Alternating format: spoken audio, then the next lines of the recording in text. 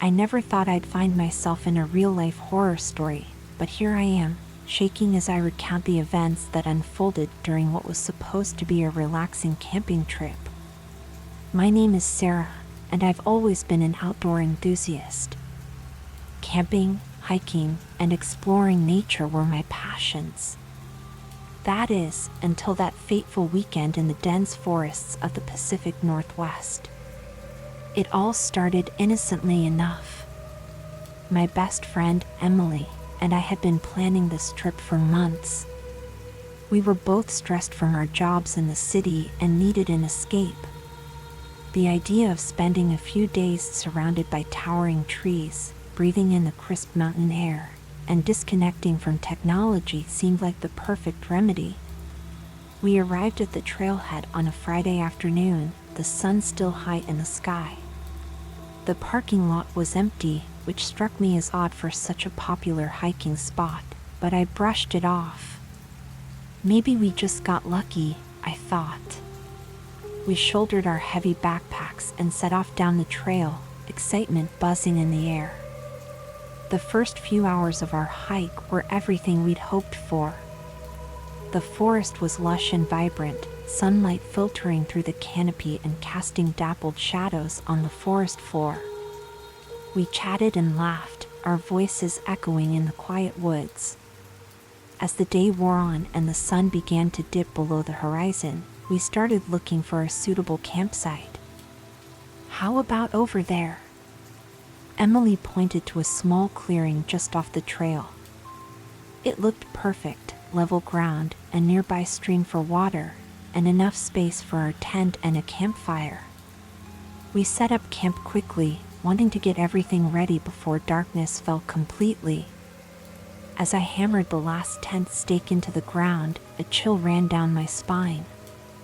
I looked up, scanning the tree line. For a split second, I could have sworn I saw movement in the shadows. "Did you see that?" I asked Emily, my voice barely above a whisper. She looked up from the fire she was building, confusion written across her face. "See what?" I shook my head, trying to laugh it off. "Nothing, I guess. Just my imagination playing tricks on me." But as the night deepened, that uneasy feeling grew.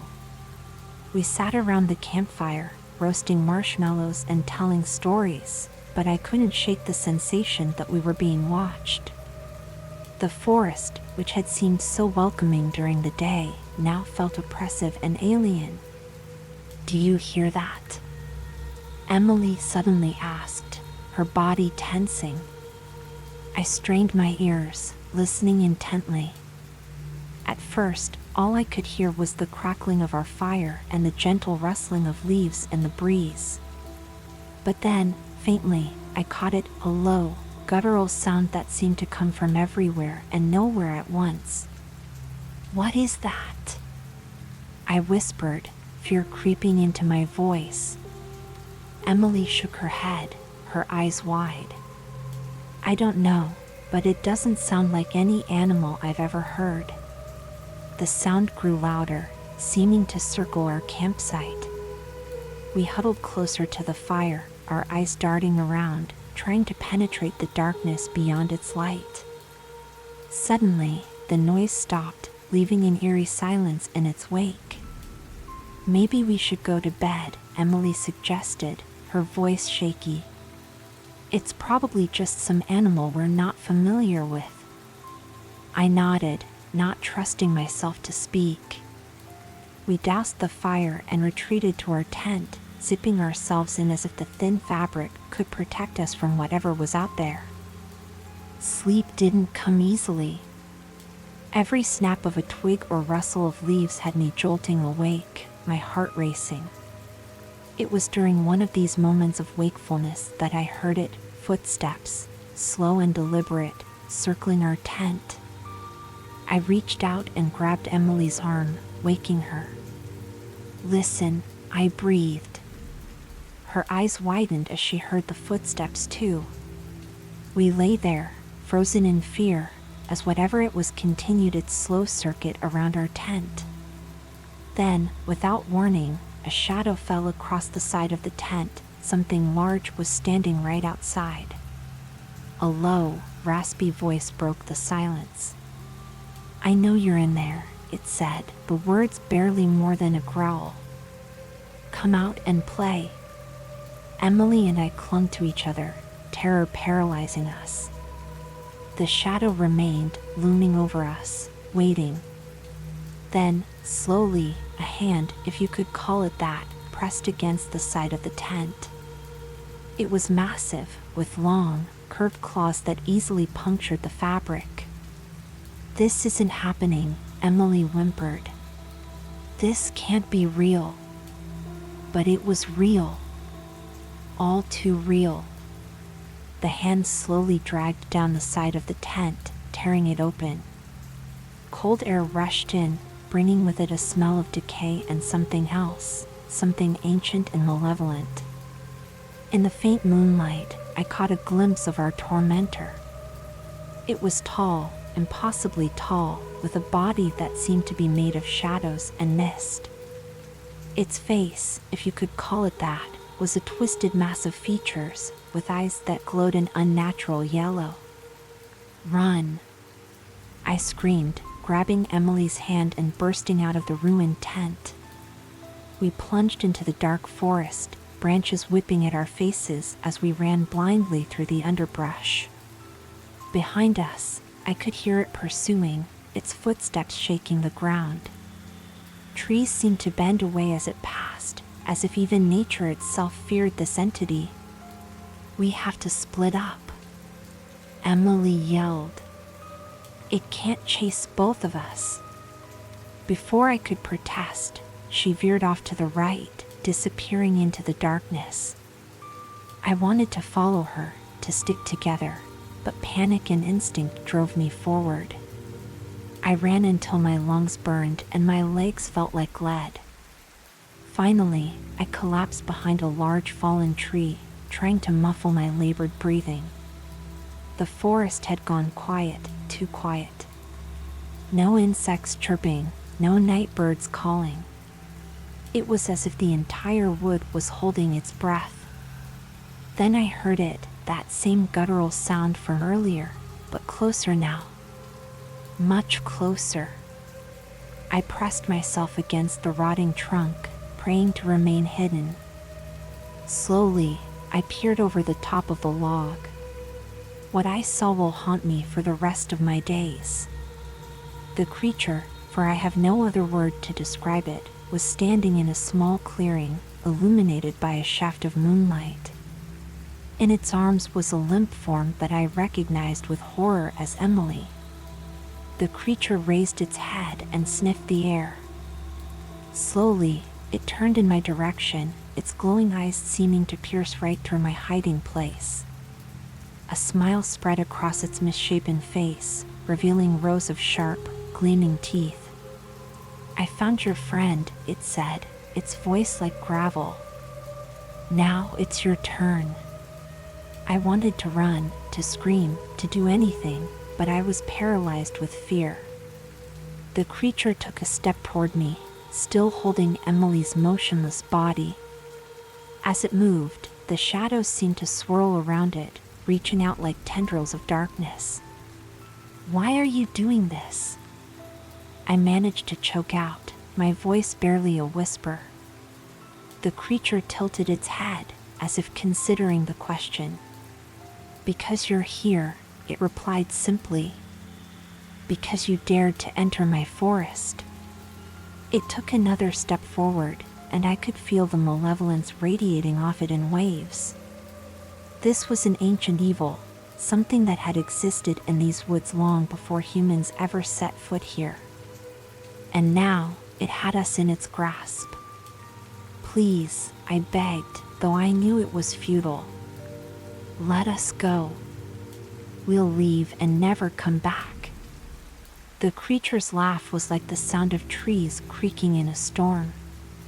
"Oh, little one," it said, its voice almost gentle now. "You can never leave.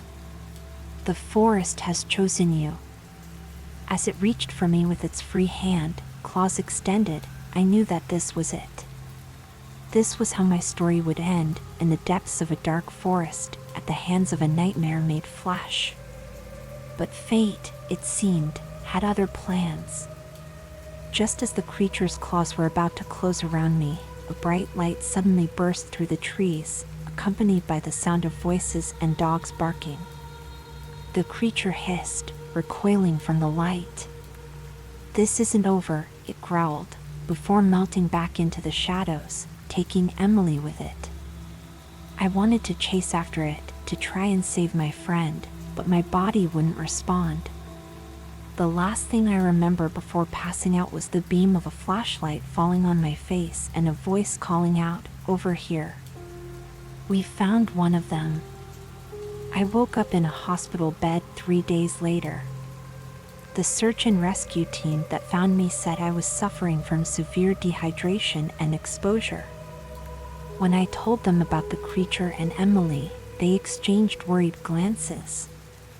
They found no trace of Emily or our campsite. According to them, we had wandered far off any marked trail, into a part of the forest that was rarely explored. The official report states that Emily is still missing, presumed dead from exposure or animal attack. But I know the truth. I know what's really out there in those woods. And I know that somewhere, in the darkest part of the forest, Emily is still with that creature. Sometimes, late at night, I think I can hear that guttural sound again, even though I'm miles away from those woods. And in my dreams, I see those glowing yellow eyes, watching, waiting. Because deep down, I know the creature was right. This isn't over. It's been 2 years since that horrifying night in the forest, but the memories still haunt me. I've tried to move on, to forget, but the creature's words echo in my mind, "This isn't over." And how right it was. I spent months in therapy, trying to convince myself that what happened was just a hallucination brought on by fear and exhaustion.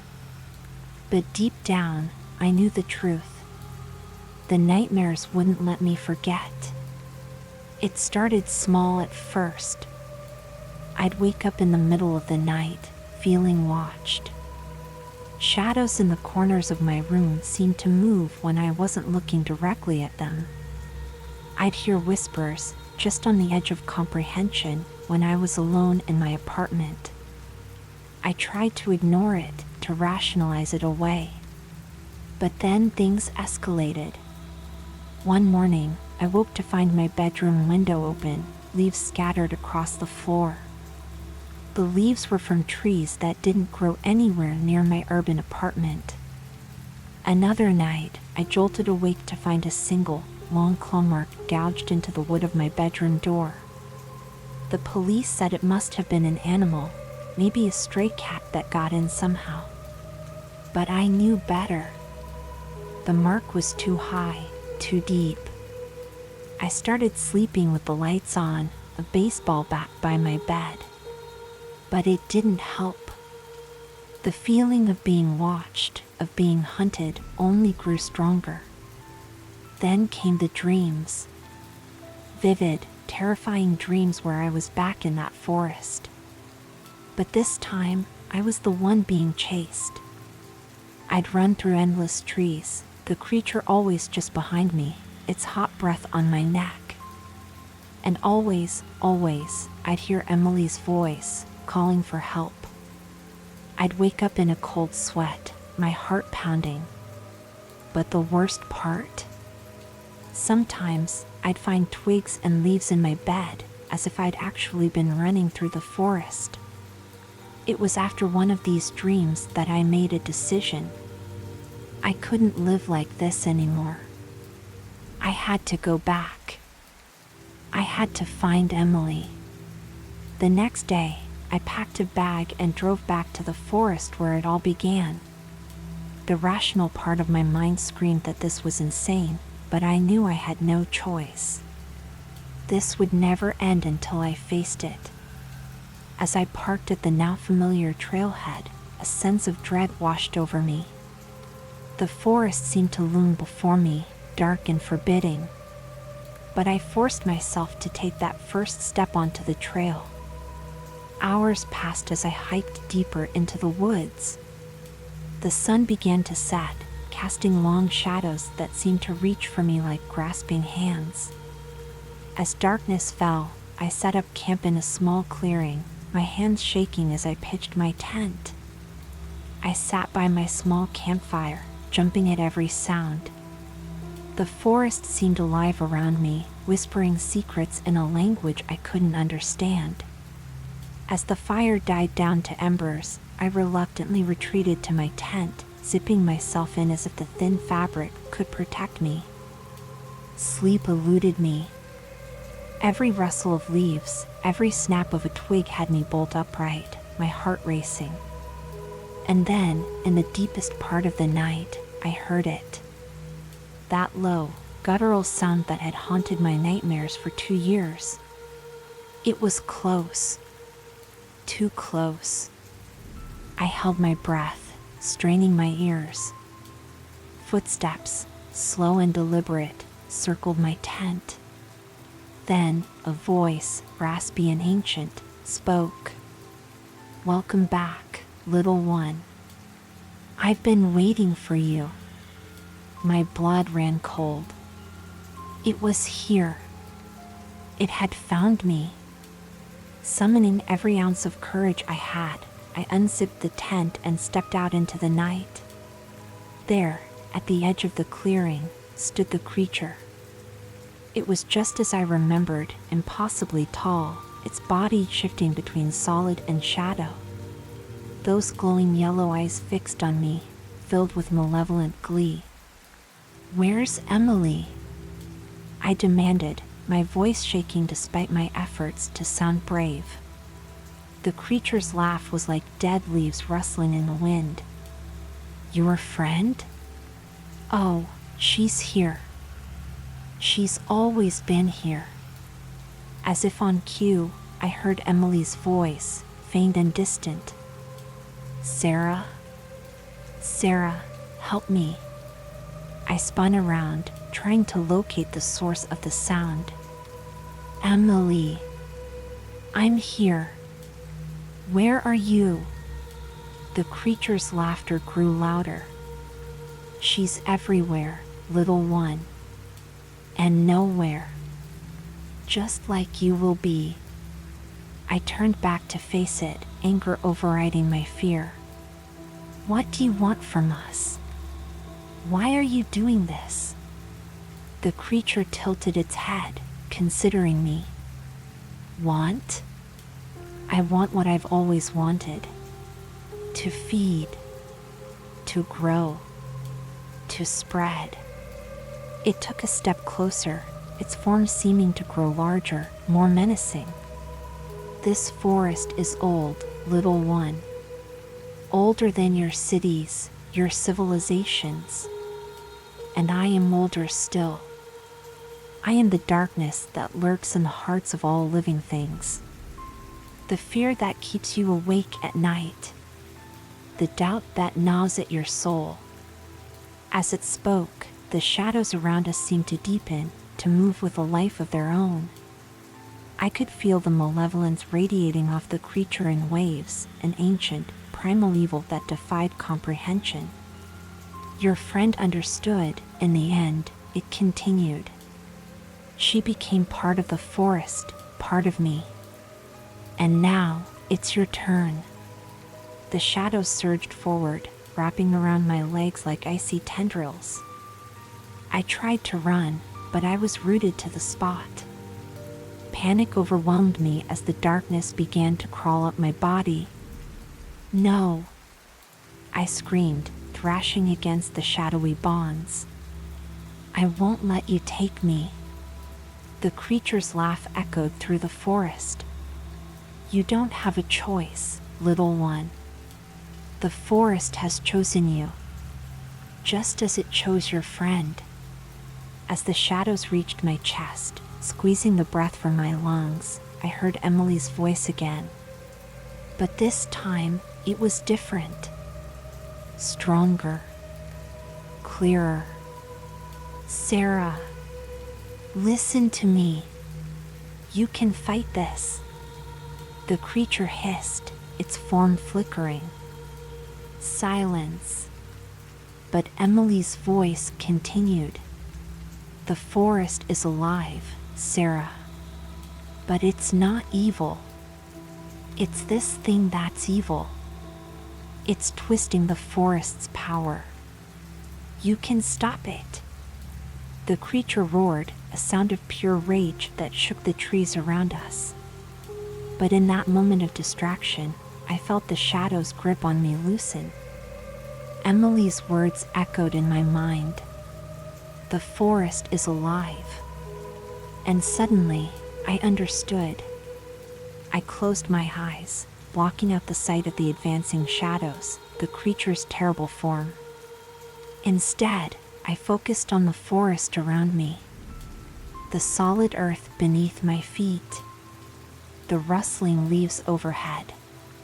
The life that pulsed through every tree, every plant. And I felt it. A warmth, spreading from the ground up through my body.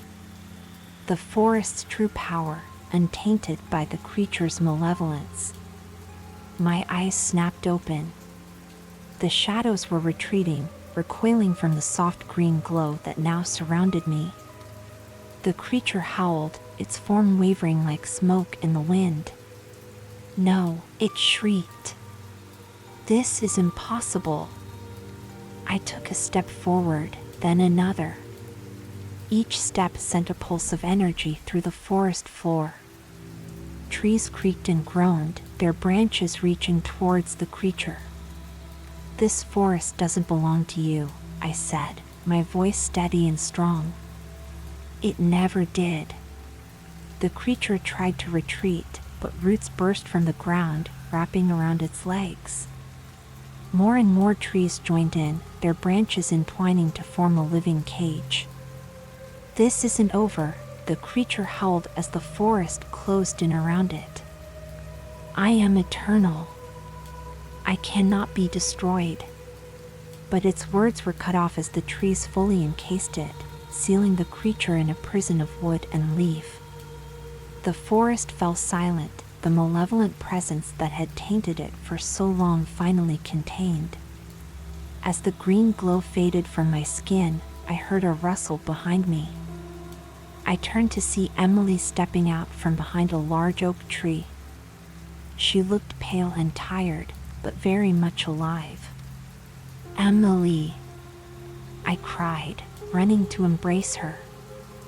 You're okay. She hugged me back, her body shaking with sobs. I'm so sorry, Sarah.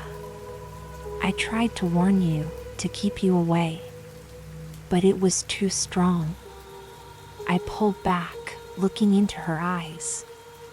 What happened? How did you survive? Emily's gaze drifted to the tree prison that now held the creature. The forest protected me, in its own way. It couldn't stop the creature, but it could hide me, keep me safe until someone could break its hold. She smiled weakly. I knew you'd come back. I knew you'd be the one to set things right. As the first rays of dawn began to filter through the trees, we made our way out of the forest. With each step, I could feel the wood coming back to life around us. Birds began to sing, small animals rustled in the underbrush. The oppressive atmosphere that had hung over the forest for so long was lifting. We emerged from the tree line just as the sun crested the horizon. As we stood there, basking in the warm light, I knew that our ordeal was over. The creature was contained, the forest was free, and we had survived. But as we turned to leave, I cast one last glance back at the woods. For a moment, I thought I saw a flicker of yellow eyes watching us from the shadows. A reminder, perhaps, that some evils can never truly be destroyed, only contained. As Emily and I walked towards my car and the promise of home, I made a silent vow. I would return to this forest, not out of fear, but as a guardian, to ensure that the creature remained imprisoned and to protect others from stumbling into the darkness as we had. The forest had chosen us, after all. And now, we had a responsibility to it. To keep its secrets, to maintain the balance, and to stand as sentinels against the ancient evils that lurk in the shadowed places of the world. Our camping trip may have turned into a horror story, but in facing that horror, we had found a purpose. And as we drove away from the forest, I couldn't help but feel that this wasn't an ending, but a beginning. A new chapter in a story as old as the trees themselves. The creature's words still echoed in my mind, "This isn't over." And in a way, it was right. But now, we were ready. Ready to face whatever darkness might come. Because we had seen the worst the shadows had to offer, and we had survived. We had become part of something greater, something ancient and powerful. And whatever challenges lay ahead, we would face them together, guardians of a forest that was both beautiful and terrible, wondrous and dangerous. As the trees receded in my rearview mirror, I smiled. Our camping horror story had ended, but our real adventure was just beginning.